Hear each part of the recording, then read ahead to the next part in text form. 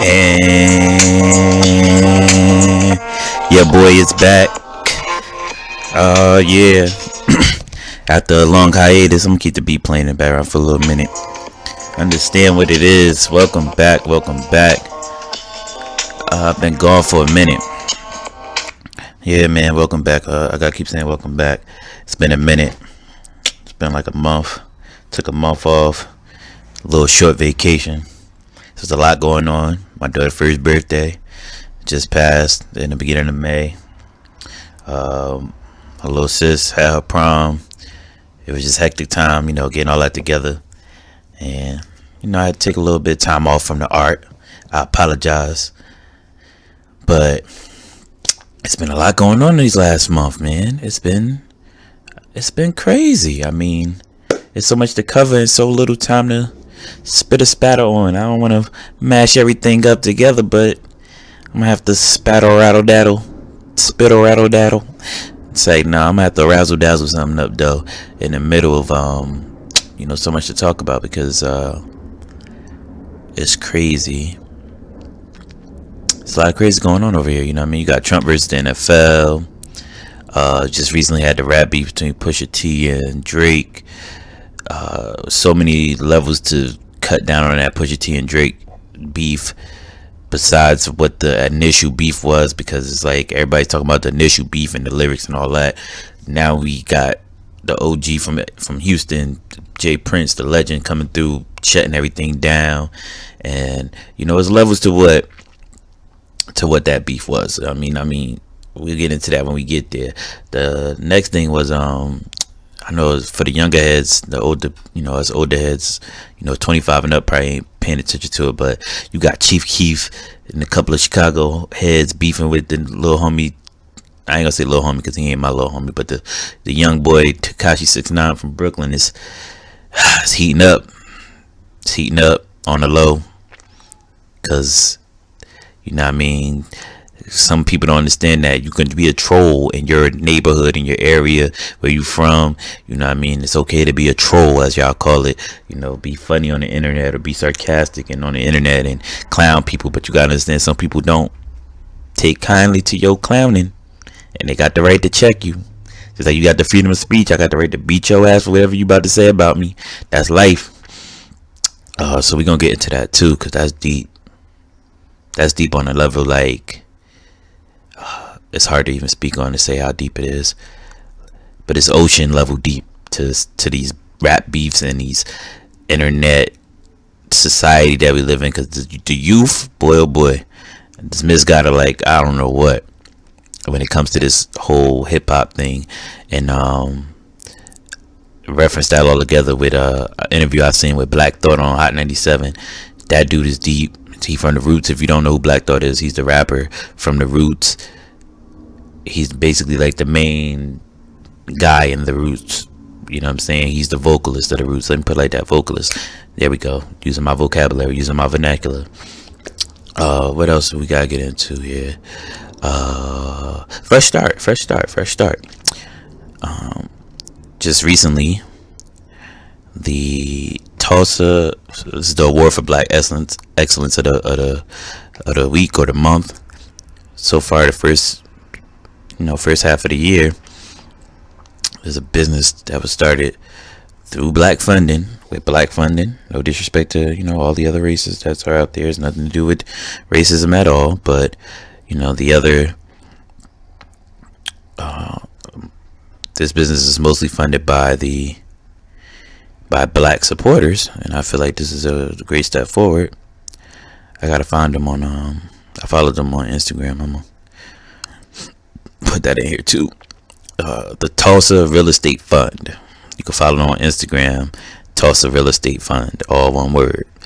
And in 4 days, they raised over $8.5 million, and they are basically an organization that came together to be the economic vehicle for the urban community. So they want us to pull all our money together and revitalize our neighborhoods. This real estate fund campaign that they trying to put on is basically saying, hey, this is the time where, since we we have this almighty dollar mentality in a new millennial situation.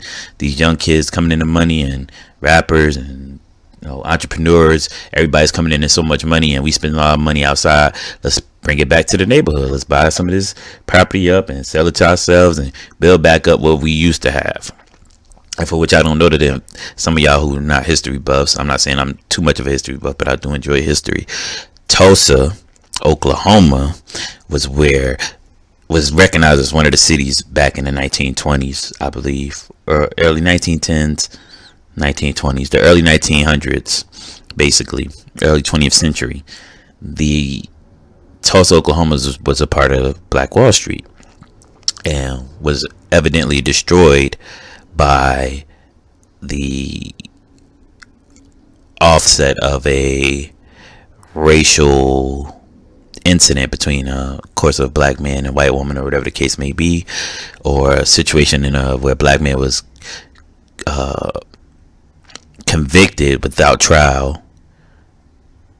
Because without trial, I say back in those times, if you were black and you were in a white community and you did a crime, or they felt you did a crime, that you were basically automatically guilty. They only went to trial because they want to show, and I'm doing quotations, y'all can't see me, but show that they were giving you the fair due process, when there wasn't no fair due process at that time, because black people weren't even on the jury when you went to go to court. So Tulsa is one of those cities that was majority black, and all the schools and businesses were owned by black people, and the community flourished very well and was destroyed during the Bloody Summer, I believe. And the Bloody Summer was I believe 1919 or 1920. I will want you to go look it up yourself, so you can look up and see how many cities were affected. Topeka, Kansas was definitely one of them. I remember reading that when I was younger, during my one of my reflections. That's what the name of this podcast episode is, episode 5. Welcome back, reflection. You know what I mean? Welcome back to reflection. And the reason why I call it the reflection is because even though we're going into these different paths, as far as we're going to talk about the hip hop beefs and the multitude of layers that are aligned with this beef, and the generational gap, as well as far as one beef to another beef, and the popularity of the beef, and then how Black Thought made this very beautiful quote about how the hip hop state is right now, which is a beautiful way to put it. When I give it to you, you'll understand what I'm trying to, preview to you now. And jumping off, from the real estate campaign that's going on with the Tulsa Real Estate Fund, go follow them on Instagram. I'm telling you, it's worth your while. We got to start, as black people, start investing in our communities and our businesses. And I understand some people are like, oh man, I don't want to go to this place because they charge so much, and they charge this, they charge that. It's a lot of black businesses that don't charge that much, bro. You could go to different restaurants. Your homie own a restaurant, you should be going to support them. And if you're saying, oh, it costs too much, think about this. Your homie got a restaurant, they charge $25, $35 for a nice little platter, and it's a decent amount of food. That's $25 less that you could eat that for 2 days instead of ordering Uber Eats, which is going to cost you $25, $35, $40. But you make excuses because, oh, this is my friend and they don't appreciate me. But you never know. Your friends start making a lot of money, they open a second franchise, they going to hit you up like, yo, you've been supporting me since day one. I'm going to need you to know that I'm going to hit you off with this second franchise or this third franchise, or hey, let's do a business venture together, because I know I can depend on you and your resources to help me help us. You know what I mean? You never know what somebody is thinking or what their next level of thought could be. You just assume that, hey, this person just taking advantage of me because I'm their friend.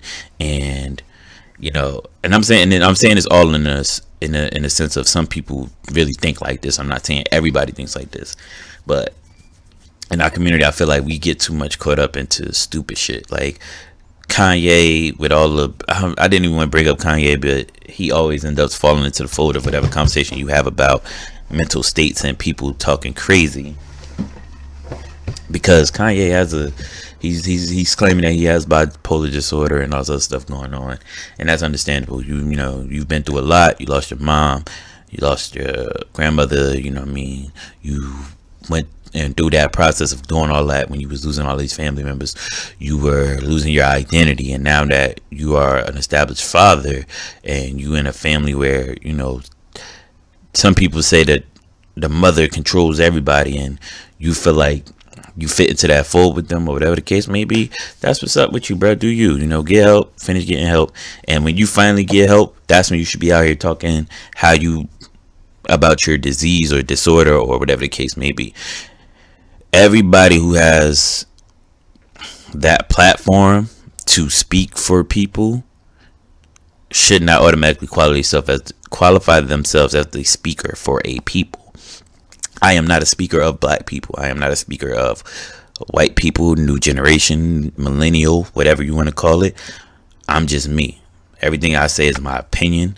Everything that I'm doing is my opinion.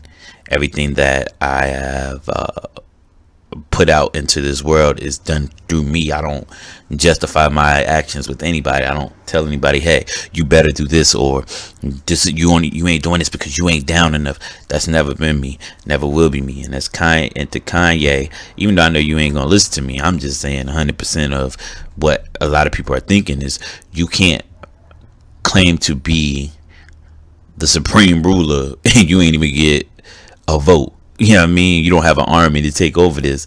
You just going out there and saying, hey, I'm the captain. This is my ship. And you ain't got no guns, nothing to arm yourself. You just have the platform to speak on these issues because people pay attention to you. Yes, Kanye is a genius musically, artistically with the beats. Top 5 when it comes to these making these beats. And without saying, like he said it himself, without samples, he wouldn't be that great. But he mastered samples in an artistic way to make you feel like, hey, dude, you are a genius, because a lot of people couldn't do what you do. Now, moving forward from Kanye, we move towards the Trump versus the NFL thing. Trump versus the NFL versus sports in general, mostly black athletes and the black community in a whole. With the whole Trump situation, as long as he's president, he's gonna troll everybody. That's just what he does. If you remember when in the 80s, because I watch a lot of documentaries, I watch a lot of TV documentaries with sports, you know, all the ESPN 30 for 30s, I don't watch the majority of them. I watch documentaries on PBS. I read a lot of books about, you know, business, the history of America, government, things like that, because that's what interests me, because I see so much going on. I always felt like, yo, it's so much deeper things going on behind the scenes. This is how I feel about Trump. Trump goes so hard at the NFL because, remember, people who are old enough to remember, in the 80s, Trump wanted to be an NFL owner. At the time, who was the commissioner of the NFL was Pete Rozelle. Pete Rozelle did not like Donald Trump for nothing. He felt like Donald Trump would impede on his power. So he made sure that it was no way that Donald Trump would ever get voted to be an NFL owner. As you can see, Donald Trump is one of those people who never forgets anything as far as being vengeful and seeking revenge. He does that periodically. Now, fast forward 20, 30 years later, he's the president of the United States. Who are you going to key in on when you have the ear of the masses that participate in a business that needs the participation of its customers? You see what I'm saying? I know it's going to sound crazy when you're listening to it, but think about it. If I know that I can control these people that invest money into your product, and you won't allow me to invest in your product, then I am going to therefore destroy your product until you come to me and give me what I've always wanted. That's all Trump wants, is an apology. He could give a fuck less about somebody kneeling and all this. He don't give a fuck about Colin Kaepernick. He don't give a fuck about no NFL player that's kneeling or putting a fist up or doing whatever during the flag. He went to West Point academy in high school. He knows how to be militant. He chose not to go to war at no point in time in his life. So that tells you right there how patriotic my man is. All it is with him is a dollar bill. And anybody who ever stabbed him in the back, he always makes sure he gets back at them. Now, most of these owners weren't around when he was going through that process, but it's principle for him. Some people have principalities. Some people's principles are that deep that they keep that in the back of their mind, like, hey, you're gonna pay what you owe one day. And now he's coming in to cash his payment. He wants the NFL to pay, whether it's through them verbalizing it to him and allowing him to get an apology, or whether it's financially allowing him to do something as far as involving himself within the NFL. One way or another, he is going to seek payment from the NFL. And that's what this whole Trump and NFL thing is. You see, he don't go at the NBA like that because he knows what it is. He don't have no reason to go at the listen. There's a lot of white people that love LeBron more than black people love LeBron. And LeBron does a lot for the hood, and he does a lot for everybody. But there's a lot of people who just like, I love LeBron, man. I can't, I can't go against him. I don't care what Trump says. But it's a lot of people who don't care about NFL players. The thing that bugs me out is, okay, Colin Kaepernick didn't want to go see him. Everybody made a big deal. When Obama was in office, it was times where Tom Brady didn't show up. Nobody said nothing. I never forget one of the NHL players from, I think it was the Pittsburgh Penguins, white boy, a Russian dude, whatever he was. He didn't want to go to, he wasn't even, I think he was white because his name is Tim Thomas. Is it Tim Thomas? I don't want to get his name wrong, so I'm not going to revert that. I'm not going to say their names, but he played for the Pittsburgh Penguins or the Boston Bruins, one or the other. And he said he didn't want to go visit Obama because he felt Obama's policies weren't critiquing to an impending situation that he was basically for or against, whatever the case may be, his stance was. But nobody made a big deal about it except people on ESPN. Like, hey, why wouldn't you want to go see Obama? Everybody loves Obama. But it wasn't made a big deal. Now, since Trump's been in office, every team that has not gone there, it's a big deal. It's a problem. Media feeds into it too, because media loves this spectacle of, hey, y'all not paying attention to them, y'all gonna pay attention to us. You might not watch ESPN because their political views are more in the basis of, hey, everybody's inclusive. Whereas Fox is like, no, fuck everybody except unless you're a white Anglo-Saxon male, and if the female is not, as the female is allowing me to be dominated, then you can come in and be a part of this too. That's what y'all don't get.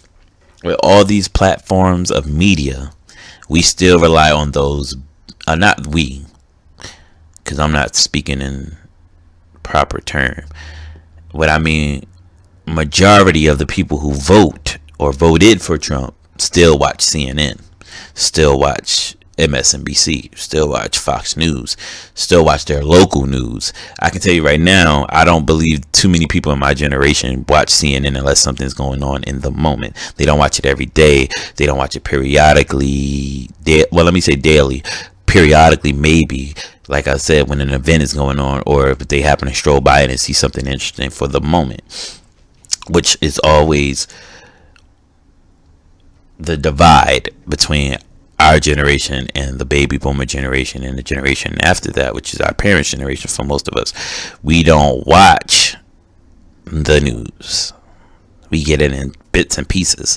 You know what I mean? You get a 15-second video on Instagram and you're like, hey, I don't know what happened, but F them niggas. And you like, but you don't know what happened. Like, you ain't get a 5-minute cover spread or what might have inspired this whole situation to happen, or what happened previously to get to this point. Everything to us now is 15-30 seconds. I blame that on Vine. Yes, I'm calling out Vine, even though it was a great place for entertainment. It also, the 15-second videos caused a whole lot of panic of what we get now, social media wise. Even when you look at music or fashion or whatever you want to call it, a lot of stuff, like you got Baller Alert, Shade Room, they give you 15-minute increments. People don't click on the link to go, all right, Baller Alert just put up Jay-Z, da-da-da-da-da, whatever. Nobody's going to look at that link that you're putting up. They're going to read that little post that you put right there. They're going to read the comments, and they're going to go off that. They don't know what happened. Everything to us in this generation is from, I want to say, I'm going to say 25 and under. You know what I'm saying? Some people in my generation in the 25 to 35 range that do the same thing as well. They don't read the details. They just read the headline. And the bigger the headline, the less the details are looked at. And we have to stop doing that. Even in the time of day, I remember my best friend, he was in college. He was a history major. I chose computer science for reasons I still to this day could have just not did computer science and just graduated with a degree in some bull BS. I still got a pretty decent job, but whatever the case may be. Neither here nor there, because I'm not. Shout out to all my homies that do computer science, graduated their degrees, went back and got their masters. Math is definitely your number one subject. Don't get it twisted. But it's back to the original process that we've gone through. Is we look at the headlines instead of the details. The headline: Trump versus the NFL. Look at the details. Look at Trump's background with the NFL. Look at what happened previously before Trump was even in office, when Obama was in office, compared to two, as far as media coverage. When Obama was in office, every single media outlet made sure every single day he was critiqued to the umpteenth power. So when Trump came in office, he has media outlets that don't critique him in a bad way. They critique him and mostly give him positive instead of negative feedback. He doesn't. CNN might here and there have some comments on who degrade Trump to the umpteenth power, and it's some people that come on there and they still show him love. You would see visibly basically a verbal altercation on CNN when you had certain panelists and Obama subjects come up. Now you don't have that much. It's like, oh yeah, okay, yeah, Trump's bad, okay, whatever, it's okay. He'll get better at this job. Whereas when Obama was in office, he's making these decisions terribly. And honestly, most of Obama policies was Bush policies, to a degree. Not in all senses. I mean, in the sense of most of the things military-wise, he didn't change a lot of things that weren't already in place. Military-wise, I'm speaking military-wise. I'm not speaking social issues, because even in social issues, a lot of things that he addressed still helped big business progress. So he gave more jobs, and that's what we see now. But of course, we're gonna say it was Trump, but it's not. Things take time. Policies take time to show progress. He was in office for 8 years. Most of the progress we have now is from stuff he did in his third and fourth year. Stuff that Trump is doing now, if it's not immediately affecting you, it will affect you 3 or 4 years from now. That's what you don't get. And that's why politics is so complicated, because we think that it's a flash in the pan thing. Oh, it's happening now, I'm doing good, I don't have anything to worry about. No, it happens. If it's not happening in the moment, understand that it will happen in the near future. That's why they always say save for a rainy day, because you never know what's going to happen in the future. Every rainy day ain't the same. Now, if we spin off that for a second, not even off a second, because I'm off that, because people are going to listen to that and be like, oh yeah, I understand, but you really don't understand. The media that we have controls the narrative of how majority of society thinks, especially society that votes. Today is June 5th. We had primary elections. I can tell you right now, most of the people I've seen go vote are at least 35 and up. And the only people that vote in the under 40 to the age, let's say from 25 to 40. I keep saying 25 to 40 because it makes sense when you look at the statistics. 25 to 40, those 25 to 40 year olds, most of them, well, not even 40, 25 to 39 year olds, they're only voting if they know somebody in the elections, or they are establishing themselves into politics. As far as minority, and the reason why I say that is because in the minority complex of things, I'm not talking about minorities Irish, because they don't consider themselves a minority. I'm not talking about Italian because they don't consider themselves a minority. They consider themselves Europeans or Western Europeans. So therefore, they believe that they are outside of the minority and inside with the majority. Minority, I mean Caribbean, South American, African descents, even Native American people that choose to, Native Americans that choose to put themselves into the political process and vote. We don't teach our kids to vote. We don't teach our kids to understand what taxes is, or how tax work and property tax and things like that. We just teach them the government take money out your check. It is what it is. White man gonna vote how he vote, and that is what it is. We started to see a change more though when Obama came along, and you see a lot of towns that were, mostly white and now becoming more diverse. You see the first Latin or black or Arabian or different cultural and race mayors. First time in certain areas, a lot of areas.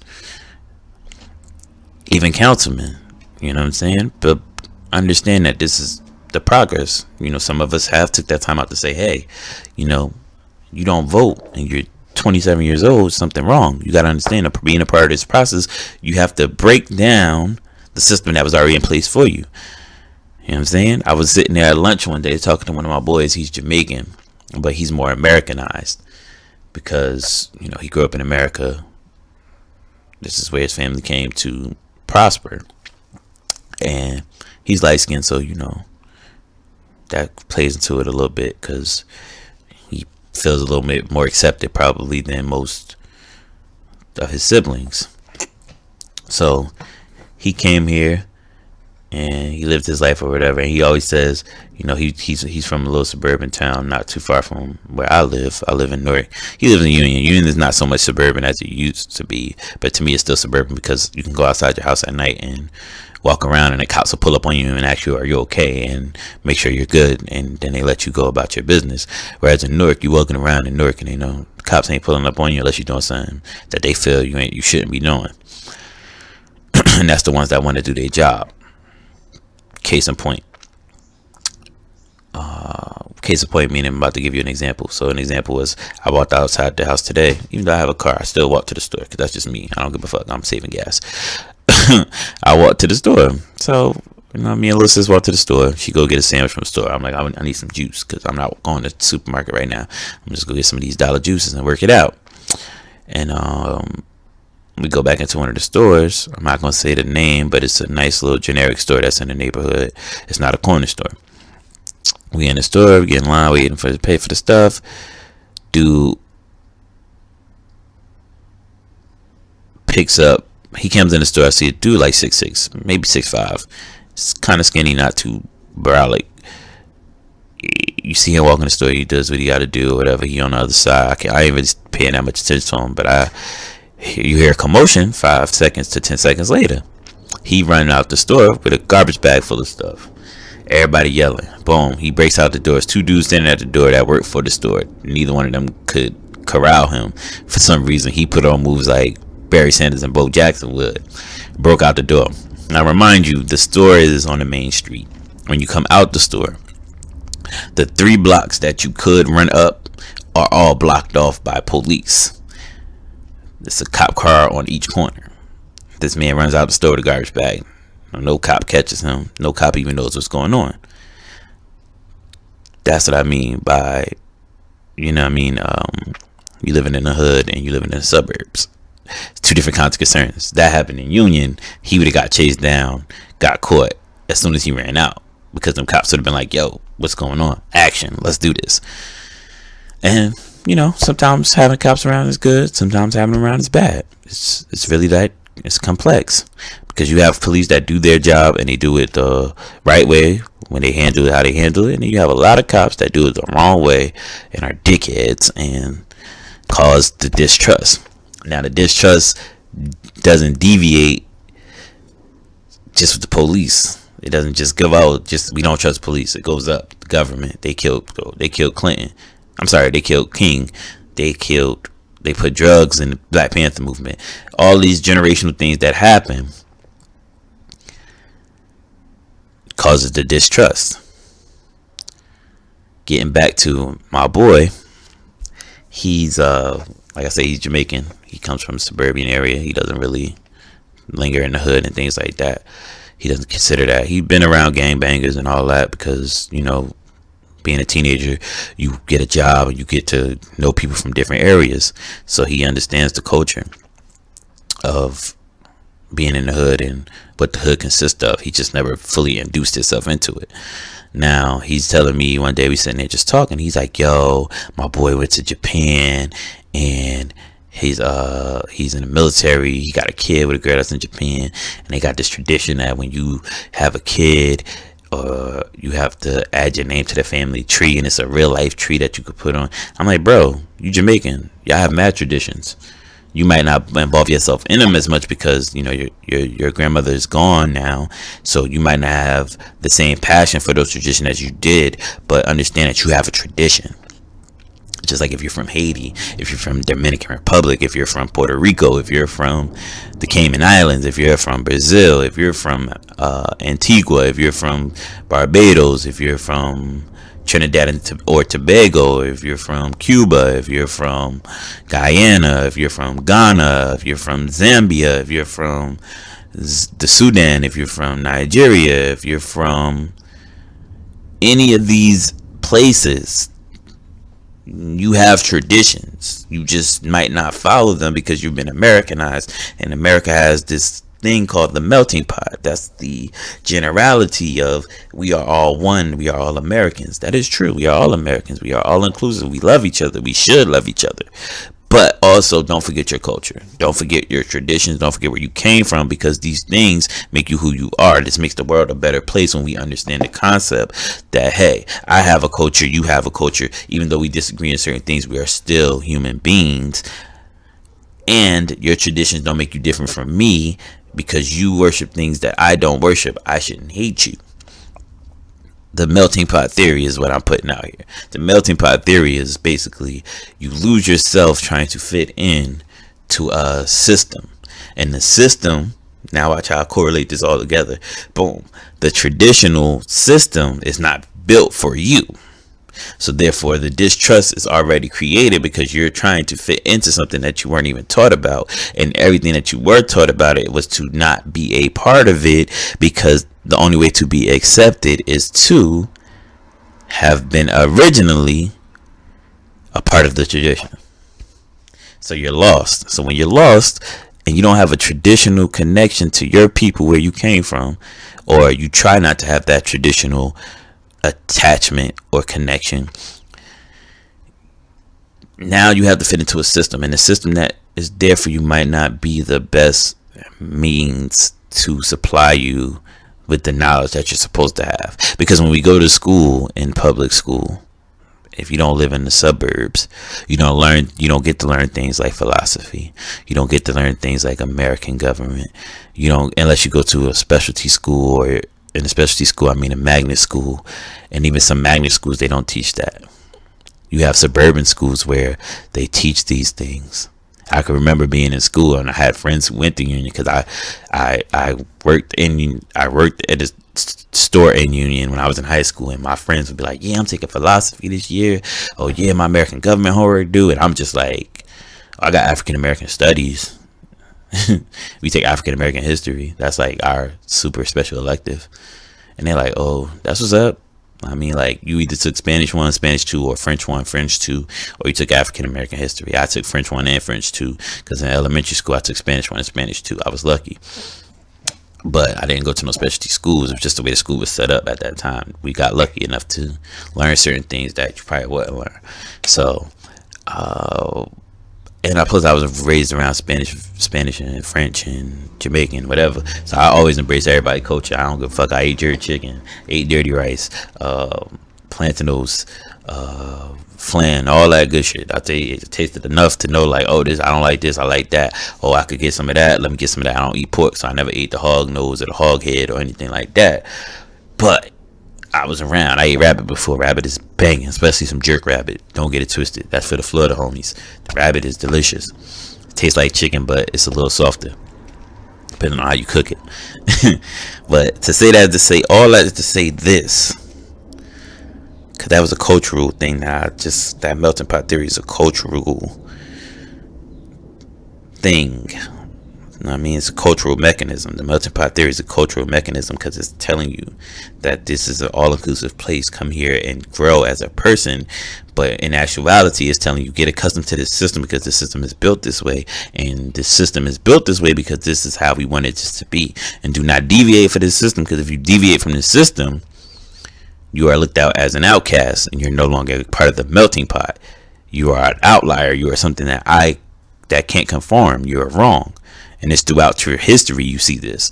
Anytime you see people come together and they don't agree with the status quo, they are considered rebels or terrorists or whatever the case may be, to outcast these people. And I'm not saying terrorists like 9/11 terrorists. Those are real people that want to do harm. I'm talking about people like the Black Panther movement or the civil rights movement, and even Latin American movements that happened throughout time. They were all considered outliers and harmful to the status quo. Plain blank period. Now, we shift forward. It's being all political. I could go deeper into that traditional cultural thing, because I just finished watching a Civil War documentary, and they thought they had memoirs from Lincoln. And the things you hear Lincoln say, you would be like, bro, you are not the greatest president, especially not for black people, because you didn't even want us to be free. The reason why you freed black people was because you wanted to cripple the South, and that was the best way to do it. You know what I'm saying? You got to the point in the war where you was like, people wasn't believing in you no more. Like, bruh, we done lost two battles where we outmanned them and we lost. You were out strategized. Your generals ain't where they supposed to be. And you got to the point where this was the do or die thing. Like, I would rather not free the slaves, but if I'm going to win, I have to free the slaves. And eventually I'm going to have to let them fight, because letting them fight will help us out. And then in the South, they had no choice but to be like, hey, we'll let some of y'all help us because we'll give y'all incentives. Like, Lincoln, you're not my top 5 presidents. Definitely not. Yeah, you got us through the Civil War, I can say that, but you know what I mean, your ideology was definitely not persuaded to help us at the end of the day. And I think we get that twisted a lot in society, especially in our culture. We don't have the knowledge of these events, or we don't look deeper into the details. We only look at the headlines. See how that all tied into the headline theory. Yeah, see, it's deeper than rap, baby. It's deeper than rap. Y'all gotta hear me when I'm saying what I'm saying. I'm not saying it just to sound like a quiz master or anything like that. I'm saying it in the way I'm saying it because I'm trying to make it all correlate together and bring it back when I'm on a subject. Even if I go 10-15 minutes into it, I'm going to bring it back to the original theory or the original thought and connect the dots. That's just something I do. I don't know how else to explain myself. But you already know what time it is, because we're about to get into that beef. Beef. Give me more fire. More fire. I need more fire. For all the Drizzy Drake heads. Shooting them shots. You know what I'm saying? So, this is just the number one, really grinds my gears. So, however you want to go about introducing yourself to the beef of Drake and Pusha T. Infrared was the first shot fired from the Pusha T album, the last song on the album, in which Pusha T basically addressed the issues that he had with Lil Wayne and Baby since day one of a beef that happened a long time ago between Pharrell and Lil Wayne and Baby, and Pusha T being one of Pharrell's first artist to develop, of course, naturally, that's your mentor. You're gonna, stand by your people. That's what you do. However you want to go about it. Drake drops the freestyle, Duppy, and everybody goes crazy. Oh, he killed them. Most of the lines were at Kanye. He threw a little shot at Pusha T, and whatever. You ain't got no money, and I don't want to make it rain on you like your wifey. Like basically, insinuating that his girl is getting more money than him. That's Drake's favorite thing to do, and he did it to Meek. He did it to Tory Lanez. He did it to a lot of rappers. Now, if you don't know who Pusha T is, he's a member of the Clips. That was a group back in the early 2000s that they did a lot. They did a lot for Virginia because they had the bars for days. They were bar. When I say bars for days, I mean they were masters of the art of hip hop. They were MCs. They were able to tell you a story about where they were from and also be lyrical with it by putting together pronouns that you probably wouldn't put together, pronouns, adjectives, and verbs that you probably couldn't do on a regular basis. And I'm not taking anything away from Drake, because Drake says, like you say, he wrote for people. He had people write for him. But Black Thought said it himself. Black Thought, the MC from the Roots, said it himself.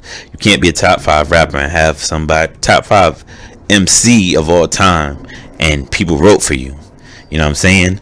Like Dr. Dre had Jay-Z write a song for him, and that's cool.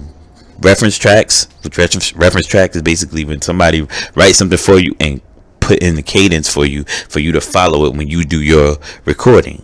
Drake has done that. You can't do something like that and call yourself the best.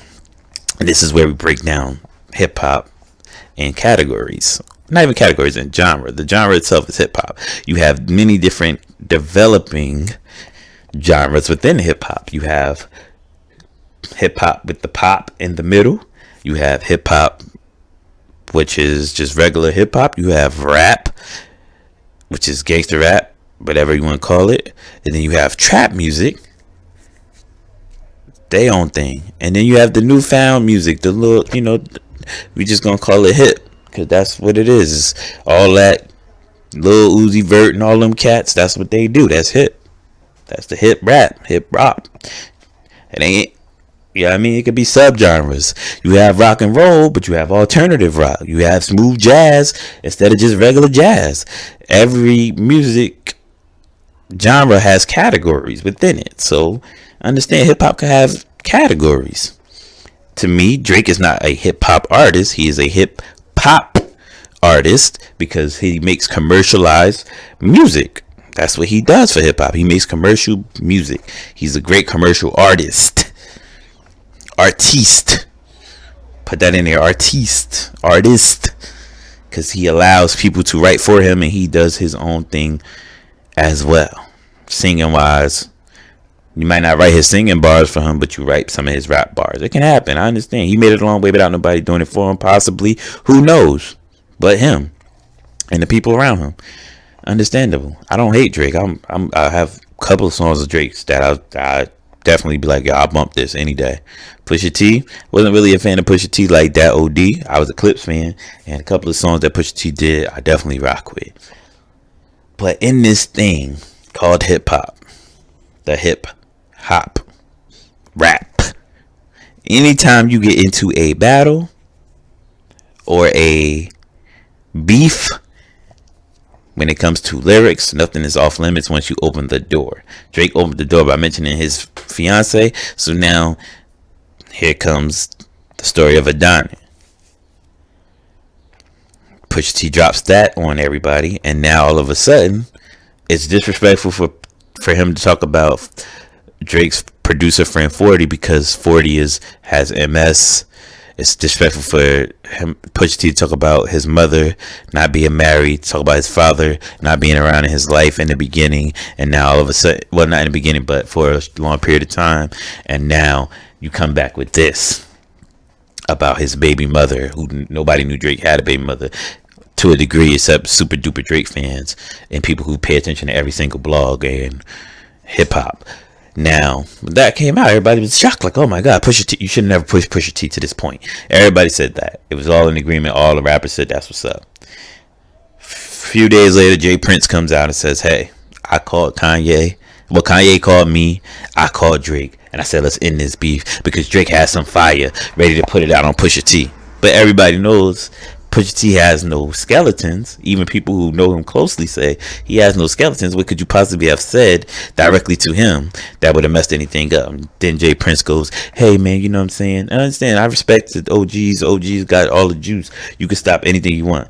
What I don't like is after he says what I'm about to say, how other media outlets, as far as like 105.1 with Charlemagne and all them, Breakfast Club and Ebro and Rosenberg, and then you have y'all probably don't know about them, but Deezus and Mero, the Bodega Boys, these cats is from the hood and they went soft too on this whole situation. I understand Jay Prince is the OG. He got business on lock. He been doing his thing for a long time in the rap game. He done built himself to be a mogul and all that good shit. That's amazing. That's beautiful. Love it, my brother. Be peaceful with it. But in this thing called hip hop, called rap, called the art of hip hop is the MC. It's one of the 5 elements, is being lyrical and being able to control the crowd and being able to be the master controller of the music to a degree, because the DJ comes first, but the MC is what implores the crowd to move to the music and respond to what I am telling you. When you in these battles, you open a door to be put on. Understand that you are allowing yourself to be combative. If I tell you these words that I'm saying to you is just factual, just like when you see URL battles or Smack DVD battles, I'm not doing this to offend you to start a fight. I'm speaking lyrically these truths that I know about you. And if you don't like it, you are welcome to return fire with your lyrics at me. For whatever reason, Jay Prince felt as though Drake would do something to turn off his own fans as well as end Pusha T's career. So be it. If you feel as though you're that strong in what your brand is, you rap your rap and you keep it moving. Because the Adonis story of Adonis messed up your whole Adidas launching for your son's line or whatever you was going to name after your son. And the beef came right when Pusha T's album dropped. So nobody wasn't running to buy Pusha T's album who already wasn't going to listen to it. The song was already out. The freestyle that he did against you, or the comeback track that he did against you, was done. And now I don't understand why it's bad business for Drake to put himself out there as a battle rapper. No, actually, my dude, you're going to get LL Cool J battled a lot of cats. And you can say, oh, it's different times because, social media and stuff like that. No, females the most cattiest people on earth. We all know that. Species wise, females get theirs in. They talk about each other to the death of you. They don't care. They'll say whatever they gotta say and keep it moving. So you telling me majority of his fans who buy his music are definitely females? You think they would care if he ended Pusha T's career? Because most of the females that love Drake were the main ones defending him on these Instagram posts and these YouTube comments and every other form of social media that you have for these outlets. So Drake doing anything, then women would clap and be like, hey, that's what's up. You did what you had to do to defend your honor. You the man. You won. They don't care about nothing Pusha T had to say, whether he was right or wrong. So for you to Jay Prince to come out and say, hey, my brothers, I was making sure that I didn't get physical and I didn't want brothers to be out here trying to kill each other. No, what you were doing, you were protecting your asset because you knew that if Drake went out there and said some wild stuff that wasn't true and then Pusha T came back and killed him lyrically, you losing money now. And you might not lose that much money because at the end of the day, Drake is still Drake. I don't care what Pusha T destroyed him.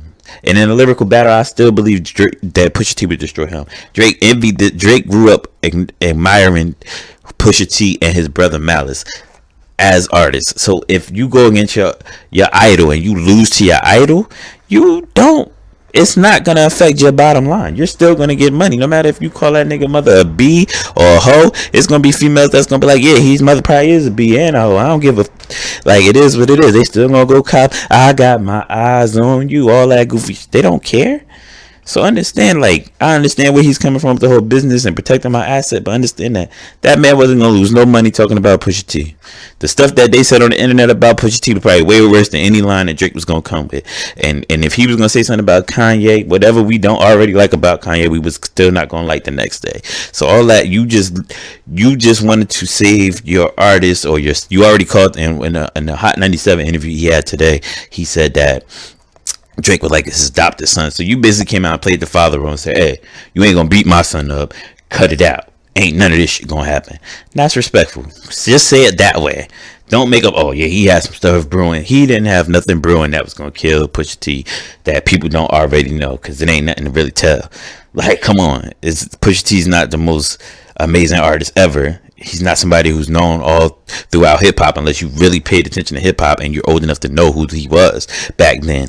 And it's not back then like 45 years ago. We talking about 5 years ago. He was still relevant, and even today he's still relevant because he comes out every now and then with music. So yeah, Jay Prince, you can save all that extra shit. Good luck on your book. Do what you do best, sir. I'm not going to read your book. I don't care what you wrote about, whatever, because I respect who you are as a person and I respect your business mind. But if you have this opinion of, oh, I'm protecting other people when you're really just protecting your asset, just be honest. Say what you feel, my brother. That's your son. That's your adopted son. I'm protecting my son. I'm protecting my business asset as well. And that's why I wanted this beef to end, with all due respect.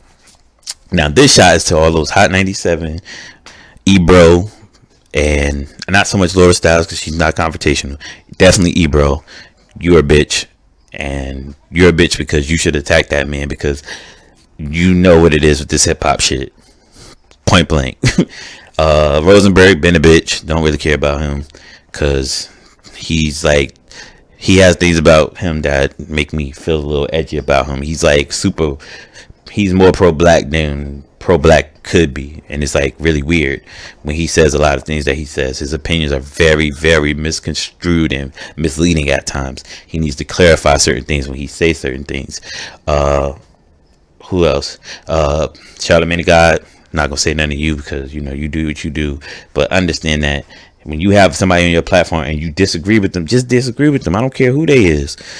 I've been around OGs before that did things that scare a lot of people, but if you say some bullshit, I'm gonna tell you, hey bro, that's some bullshit. I'm calling you out, nigga, and there's no security around, nigga. I could get killed right then and there, but it's bullshit and I'm calling you on it. It don't even sound right. It is what it is. That's the point of having an opinion, is to be able to agree to disagree. You can disagree with somebody no matter how much you admire them as a person, and that's the problem with our society, is we don't like to disagree. And when we do disagree, we disagree to the point of, you have, the only way to disagree is to be violent. No, you could disagree with somebody and just, hey, that's the end of it. Like, I don't fuck with your opinion, you don't fuck with my opinion, and it is what it is. Keep it moving. And that was my whole beef with the ending of the Pusha T and Drake beef. That was soft, that was weak. I feel like, I don't care if Kanye came out himself and said, yeah, I called Jay Prince and this, that, and third, and you soft too, bro. You soft. And you not really a rapper, so you really need to shut up and just let the beef go how it's gonna go. If they gonna rap, they gonna rap. That's what the part of the whole thing is. It's like saying, oh, he used the term, oh, as Pusha T was in the pig pen, you know, all that Southern drawl movement. I mean, not movement, but the Southern drawl reference of, you know, being a pig and this, that, and third. No, my brother, it's like cracking jokes. You say something, you say my mother, you got to understand that I don't even care if you should say my mother ugly. My jokes is going to be 10 times worse than yours now at this point, nigga. I'm going to talk about your auntie with the one leg. I'm going to talk about your TT that ain't got no nose. Everybody gets it because you opened the door for me to do this.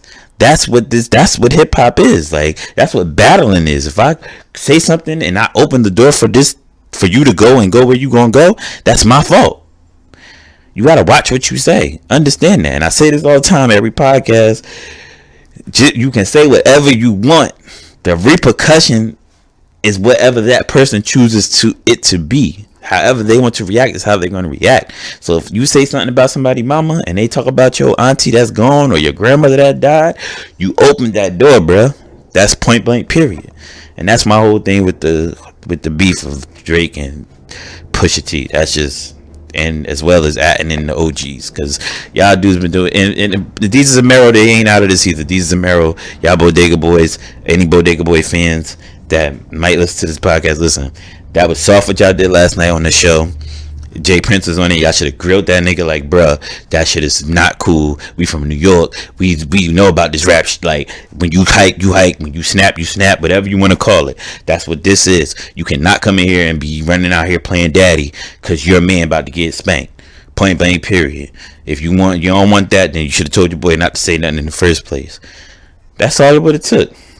But like I said, this whole media thing, people get soft, and it is what it is. Everybody gets soft. Once they start making money, you get soft. You get $100,000 in your face, and you never had $100,000 before, you're gonna get soft. And I know that'll fuck up my bottom line. And me, I ain't never had anyway, so it don't bother me. If and when I ever get to that point of I'm making money to tell my opinions and tell jokes and be who I am and who I've always been, I'm never going to sacrifice myself and who I genuinely am to agree to the majority. Like, no, bro, I'm always gonna stick out and be who I am, nigga. You might say thumbs up, I'm gonna say thumbs down, because that's how I really feel about it. But let's move on from that. Now we get into the heat, the young beef. You got the young boys out here going hard in the paint. You got Tekashi 6ix9ine Brooklyn, young boy, clown hair, Rainbow Freak, the Wild Chala. Then you got Chicago's drill major, Chief Keef. Now, in the video that popped up on Instagram or whatever, I think it was Snapchat or Instagram, probably was Instagram, you had Tekashi 6ix9ine. He was cracking jokes about GDK and BDK. Stupid shit, being goofy.